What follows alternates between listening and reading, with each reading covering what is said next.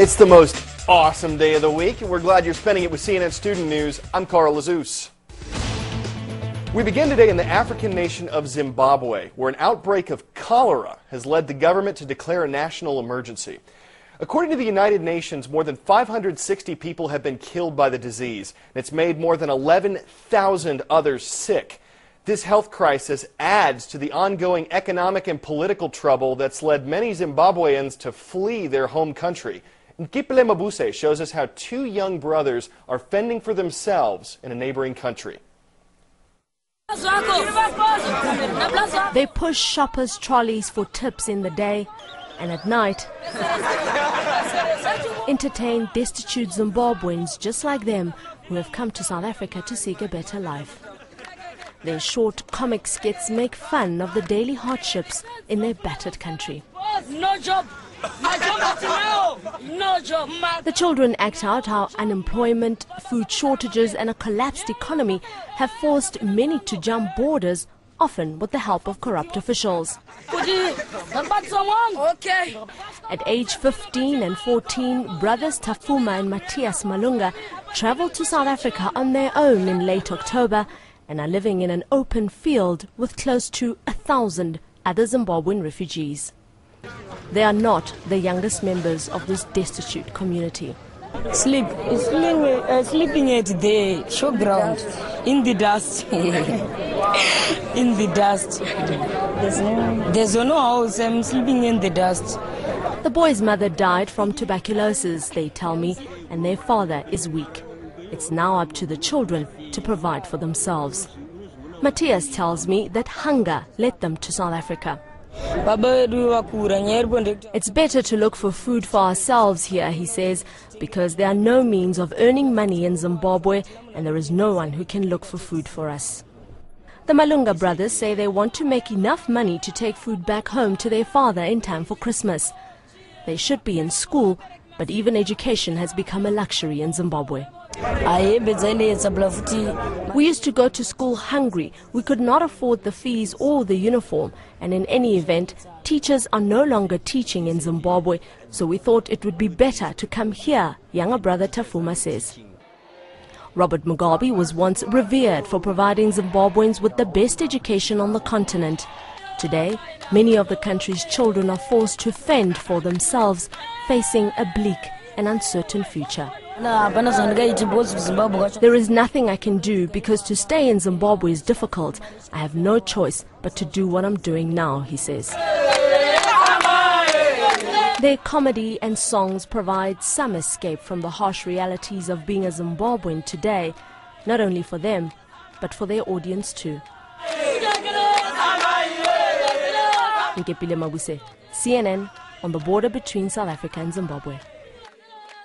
Moving from Africa to Saudi Arabia now, as Muslims from around the world gather in the city of Mecca to take part in the Hajj.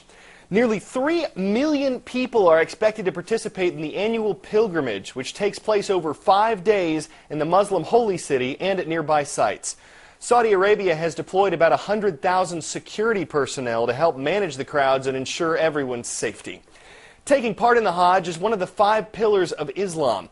The religion requires every Muslim who is physically and financially able to make the journey at least once in his or her life. It includes many rituals, including wearing special clothes and taking part in symbolic ceremonies.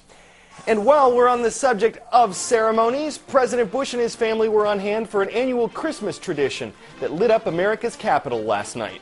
The tree sits on the Ellipse, a spot south of the White House grounds, and it's been the country's national Christmas tree since 1978.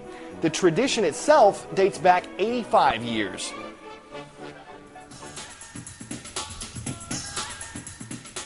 Today's first shout-out goes to Ms. Middleton's 8th grade Georgia Studies classes at Greenbrier Middle School in Evans, Georgia. What's the capital of Canada?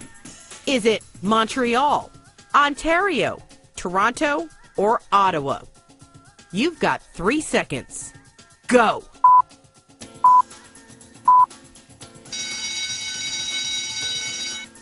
You'll find the Canadian capital in Ottawa. That's your answer, and that's your shout-out. Ottawa is playing host to a political face-off between the country's prime minister and its parliament. Yesterday, Prime Minister Stephen Harper asked for and received approval to suspend Canada's legislative body. The Parliament's been at odds with Harper over Canada's economy. It was expected to hold a no-confidence vote on Monday. That could have brought down the Prime Minister's government. Harper says Parliament will start up again in late January. Iraq's Presidential Council has approved a deal that sets December 31st of 2011, 3 years from now, as the date for all U.S. troops to leave Iraq.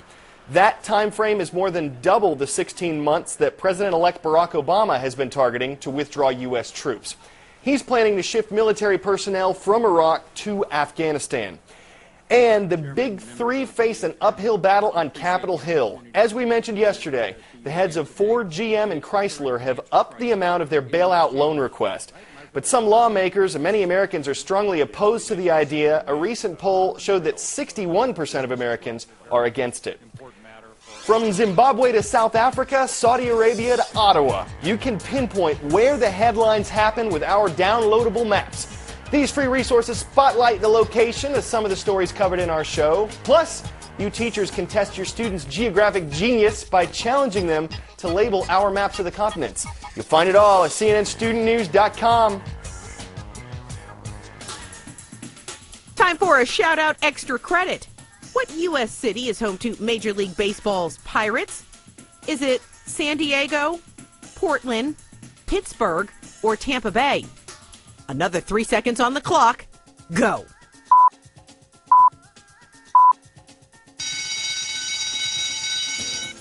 The Pirates play their home games in Pittsburgh. That's your answer, and that's your shout-out extra credit. The Pirates didn't do so well last year. In fact, they finished last in their division, so that kind of stinks. But the franchise is hoping to turn things around by expanding its talent search to everywhere. This spring, the team's giving a shot to a couple pitching prospects from a country without a single player in our major leagues. Chris Lawrence hits the field. The way a baseball flies out of his hand, it's hard to believe Dinesh Patel never threw one before this year. Good pitch. He and Rinku Singh were living in small villages in India. Atta boy. Their families earning maybe $25 a week. First time in my life I picked the baseball in $1 million contest in India. A simple test to find raw talent. In a country with 1 billion people, who could throw strikes faster than 85 miles per hour? Velocity is mom, dad, and God. So that was the idea behind the $1 Million Arm. With all the Indian kids that are out there, some of them have to be able to throw 95 to 100. They had never heard of baseball, let alone held one. But Rinku won that $100,000 prize, and Dinesh impressed scouts with his raw speed.